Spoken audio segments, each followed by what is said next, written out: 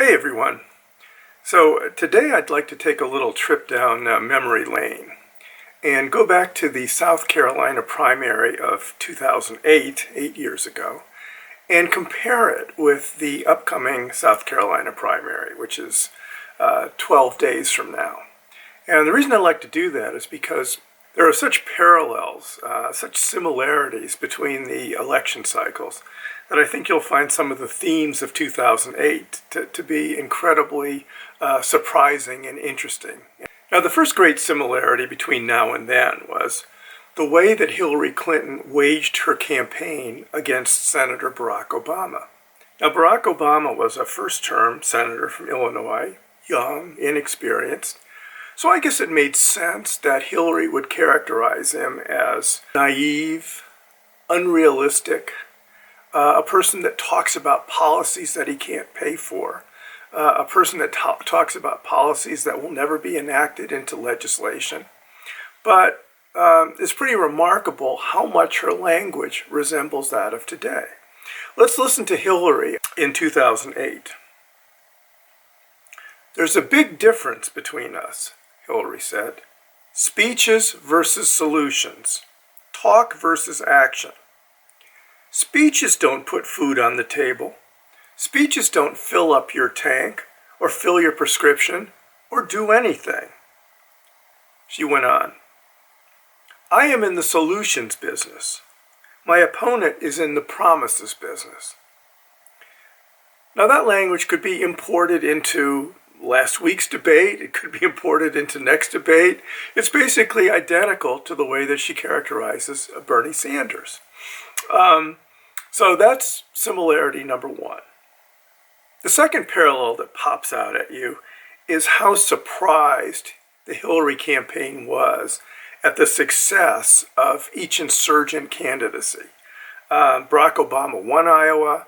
Bernie Sanders may as well have won Iowa. His results were so impressive. And it seemed like the Clinton campaign wasn't quite ready in either case. And what happens when you're not ready for somebody else's success who's competing with you is you become jittery, you become impatient, you start to misfire.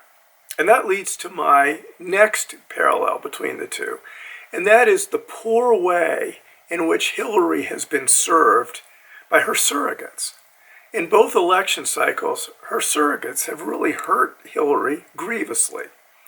Now, the only real surrogate back in 2008 was Bill Clinton.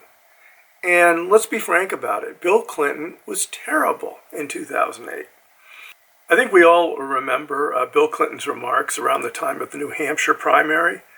"Give me a break.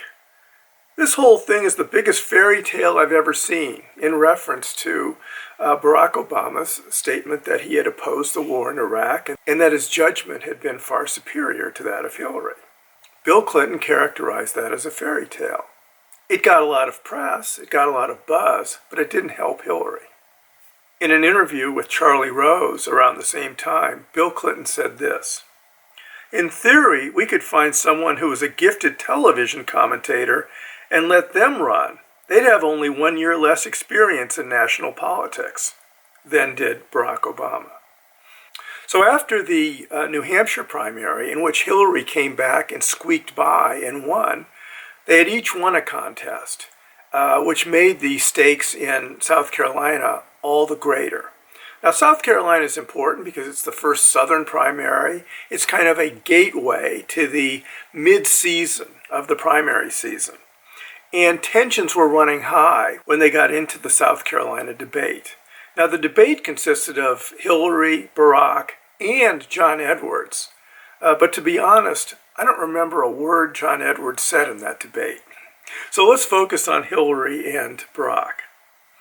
Hillary starts out the debate pretty aggressive. She says, "There are a lot of issues in this race, and it's sometimes difficult to understand what Senator Obama has said. Because as soon as he is confronted on it, he says that's not what he meant. The facts are," she continued, "he has said in the last week that he really liked the ideas of the Republicans over the last 10 or 15 years. And we can give you the exact quote," she said. Now, I personally think they had bad ideas, she continued. They were bad ideas for America. At first, I didn't really understand why Hillary had taken this tack in the debate, because it's obvious that Barack Obama is not a Reagan Democrat. Not only did he not say what she said he said, but because it had happened in the last week, it was easily checkable. So, obviously, the characterization of him as a closet Reagan supporter got Obama pretty mad. And he comes back and says, "What I said," and I will provide you with a quote, "what I said is that Ronald Reagan was a transformative political figure because he was able to get Democrats to vote against their economic interests, to form a majority to push through his agenda, an agenda that I objected to. Because while I was working on those streets, watching those folks see their jobs shift overseas, you, Hillary, were a corporate lawyer sitting on the board at Walmart." All right, so the battle is on now. Not to be outdone, Hillary responded, "I was fighting against those ideas when you were practicing law and representing your contributor, Rezko, in his slum landlord business in inner city Chicago." And in fact, Barack Obama did have a contributor, Rezko, who wound up with some legal problems, but that's neither here nor there in terms of this argument. PolitiFact, the fact-checking organization, went back and looked at Obama's remarks, which were made to the editors of the Reno Gazette-Journal. And they essentially confirmed Obama's version of events. One of the editors who was in that meeting commented to PolitiFact about it. Here's what he said. "To me, it was in the context of a need for change in leadership. It was an example that a lot of people can appreciate, that Reagan created a coalition because he had ideas. I didn't think at all at the time Obama was aligning himself with any Republican ideas.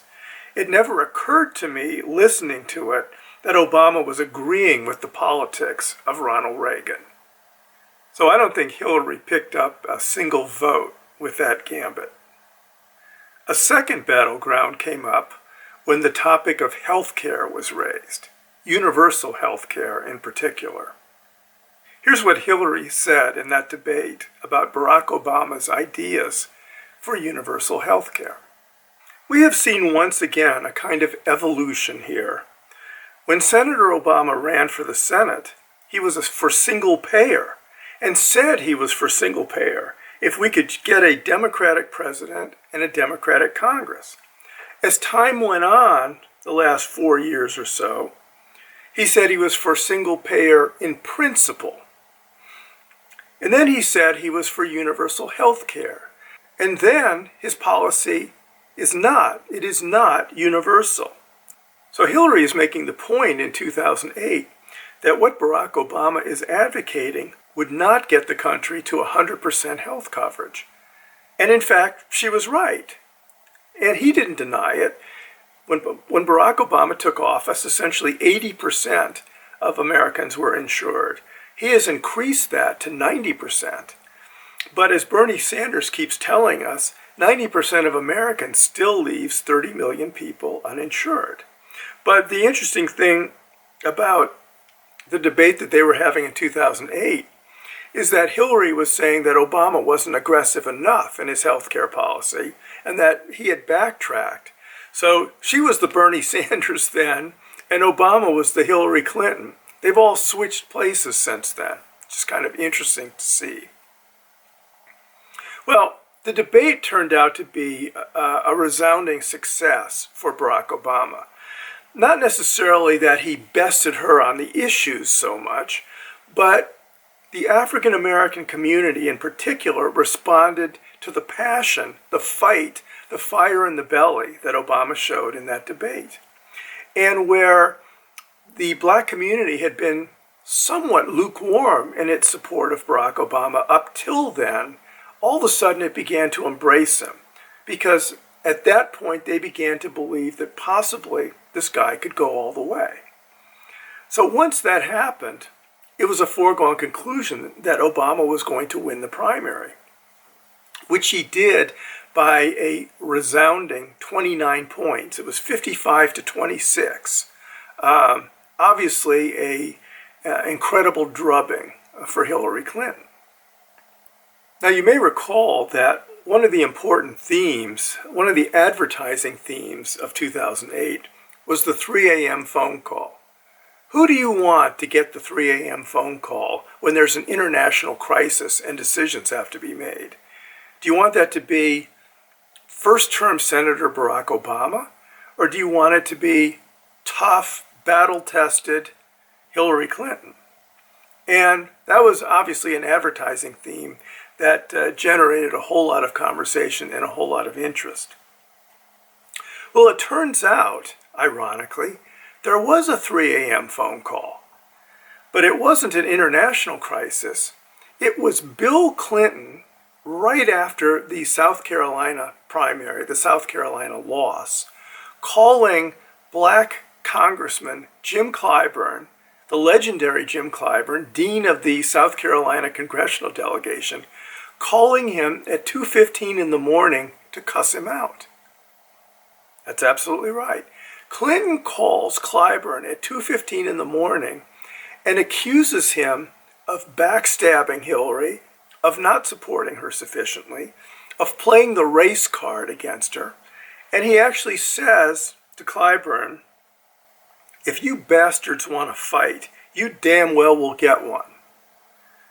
And the conversation went on from there, and Clyburn recounts that the word bastard was used liberally between the two of them, and they hung up eventually on one another. And I might add that all this information comes from Jim Clyburn's book, his memoir, called Blessed Experiences, Genuinely Southern, Proudly Black. And he puts all this information in there. So they hang up on one another, and obviously both are incredibly angry. Several weeks later, right before the Super Tuesday primary, Clinton calls Clyburn back to apologize. And he apologizes to Clyburn for the 3 a.m. phone call. Clyburn initially will not accept the apology and is rather silent on the phone. Clinton, who, as we know, can be extremely charming when he wants to be, tells Clyburn, "I'm not going to hang up until you accept my apology." So eventually, Clyburn accepts his apology, if for no other reason, to get off the phone. And, that was the last that was said of it. It's obvious that Clyburn has had some lingering feelings because his book came out in 2014, which is 6 years after this experience happened. And by the way, the very next day, after Obama won South Carolina, of course he was the toast of the town. People were talking about what a great campaign he was running, what a charismatic person he was. And when Bill Clinton was asked about it, he made his famous statement. Jesse Jackson won in South Carolina in '84 and '88. Jackson ran a good campaign, and Obama ran a good campaign, Clinton said. Well, those remarks caused great consternation in the black community because basically people thought he was dismissing what Obama had accomplished, basically saying, it's just kind of a black thing in South Carolina. And one of the people who took offense to it was Jim Clyburn. Here's what Clyburn says in his memoir. Bill Clinton wasn't just defining his wife's loss in South Carolina as a black political event. He was defining it as a Jim Clyburn black Southern event. So this is what he meant when he said he'd show us some fight, Clyburn writes in his book. So this was the tone and tenor of what was going on in South Carolina at the time. So my point here is to simply show some of the common themes of the two election cycles and to remind everybody of the extent of the hostility, the adversarial relationship between Hillary Clinton and Barack Obama. So the next time you hear Hillary accusing Bernie Sanders of disloyalty to the president, Just remember that compared to some of the remarks of the 2008 campaign, Bernie Sanders is a puppy dog with respect to Barack Obama. I'm Jeff Rowan. Thanks for watching.